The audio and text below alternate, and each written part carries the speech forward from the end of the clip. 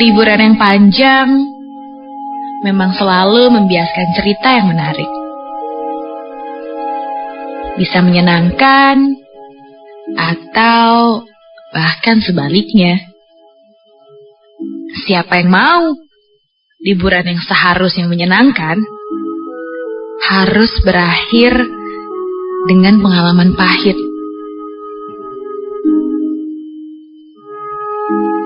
Jujur, libur panjang kemarin telah menjadi pengalaman pahit buatku. Membuat aku enggan lagi untuk mengunjungi rumah itu untuk seterusnya.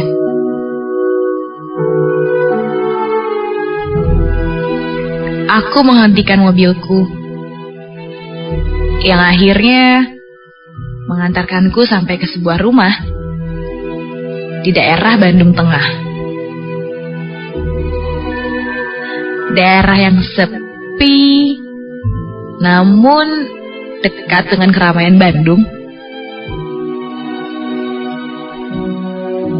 Rumah ini adalah rumah yang dibeli oleh ayahku. Tujuannya sih untuk inventaris aku kelak. Karena itulah rumah ini dibiarkan kosong. Bahkan bisa dibilang tidak pernah ditempati.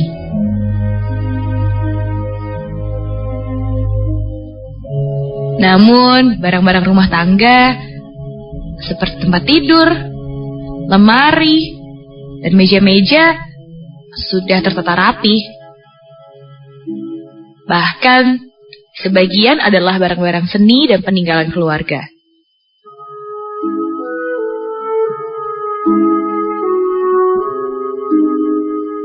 Liburan ini mungkin jadi liburan yang tepat untuk aku bersantai di rumah itu.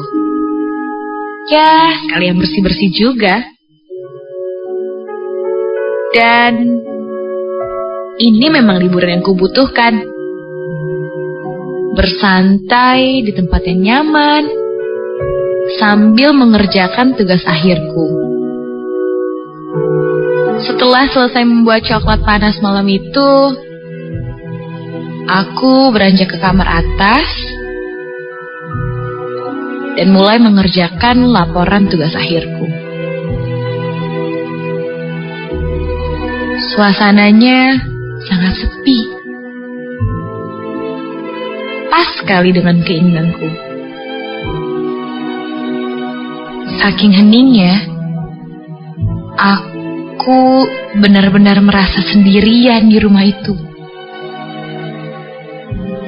Padahal ada Bang Agus, penjaga rumah ini di lantai bawah. Dan ketika aku sedang berkonsentrasi mengerjakan tugasku, aku merasa terganggu. Terganggu dengan sebuah cermin rias tua yang tepat berada di depan tempat tidurku.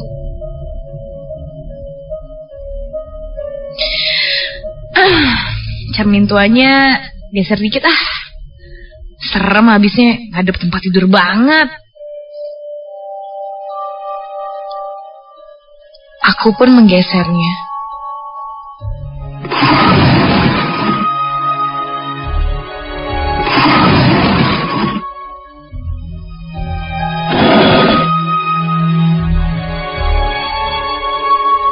Dan tiba-tiba setelah aku pindahkan cermin itu, berhembus angin yang sangat dingin.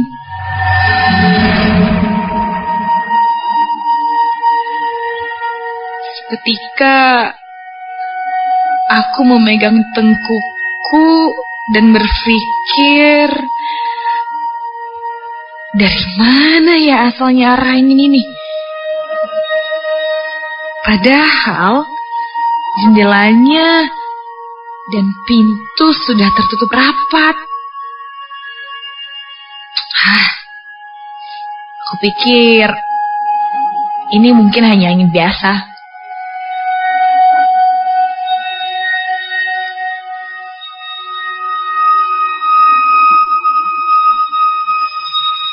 Namun, pemikiranku berubah ketika selain angin dingin yang berhembus ini, aku juga mendengar suara hembusan nafas seseorang tepat di belakang leher belakangku.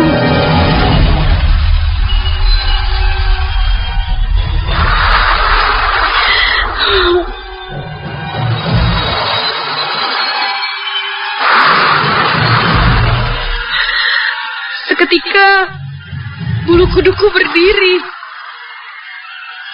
Suara dan angin itu membuatku merinding seluruh badan.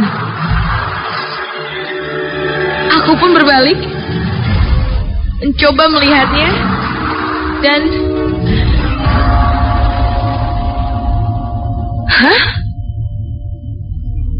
tidak ada siapa-siapa.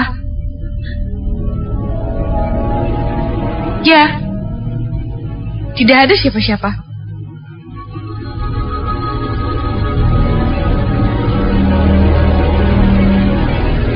Karena takut, aku segera keluar dari kamar dan tidur di ruang bawah sambil menonton TV.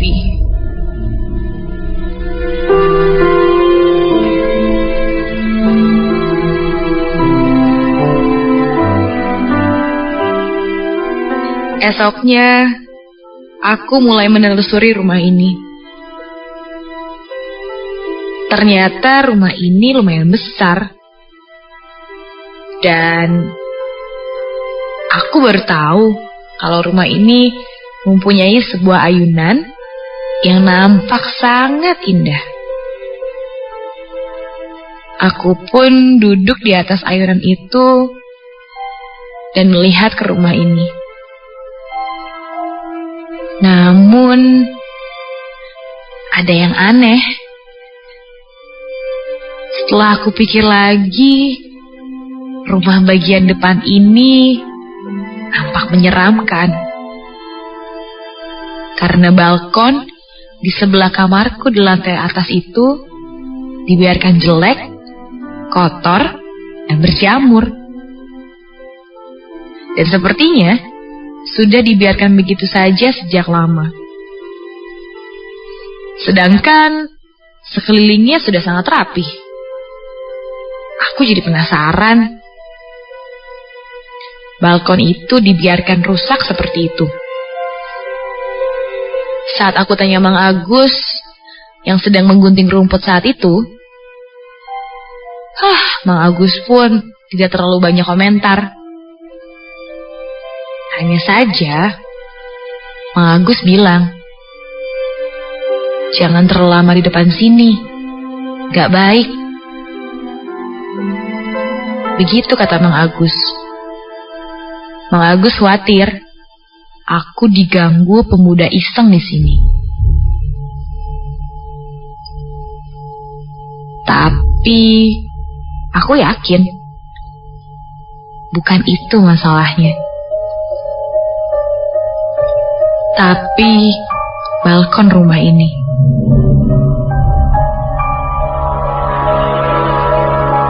Setelah Mang Agus pamit ke dalam,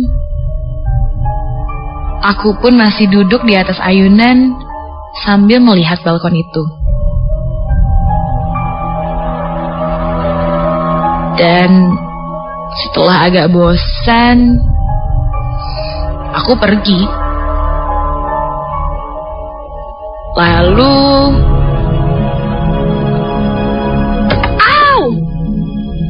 ada yang melempar batu ke arahku. Siapa tuh? Aku pun menengok ke arah keluar pagar.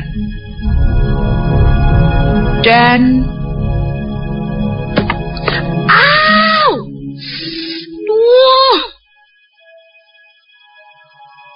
ternyata lemparan batu ini berasal dari arah dalam rumah. Sepertinya dari arah balkon. Aku terus perhatikan balkon itu. Sepertinya memang ada seseorang di sana. Dan astaga, ada sesosok bayangan hitam lewat begitu saja di dalam balkon itu. Siapa itu? Aku pun segera bergegas masuk ke dalam rumah.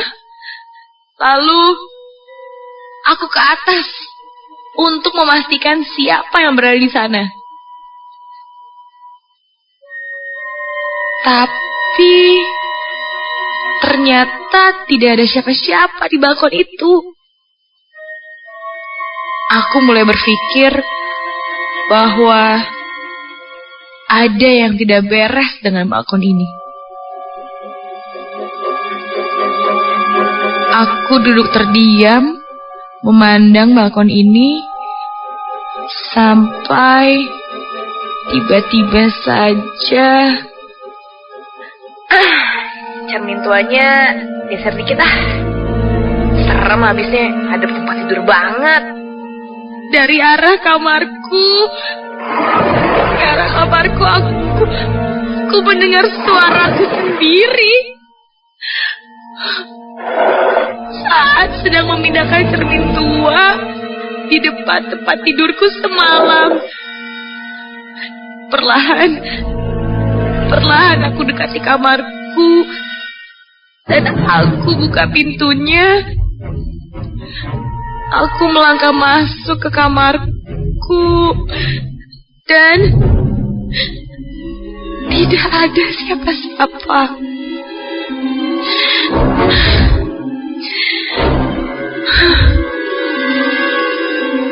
Aku mencoba mengatur nafasku. Tiba-tiba kembali aku merasakan udara dingin meniup leher belakangku. Dan saat aku berbalik,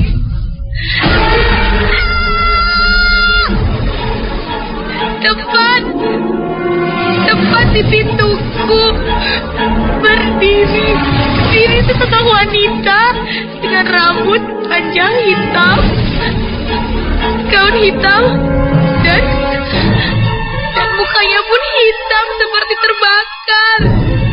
Yang terlihat jelas hanya sorot matanya yang membelalak kepadaku.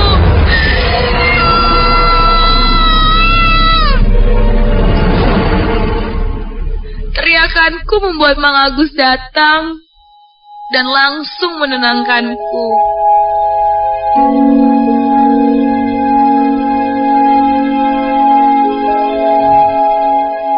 Setelah kejadian itu,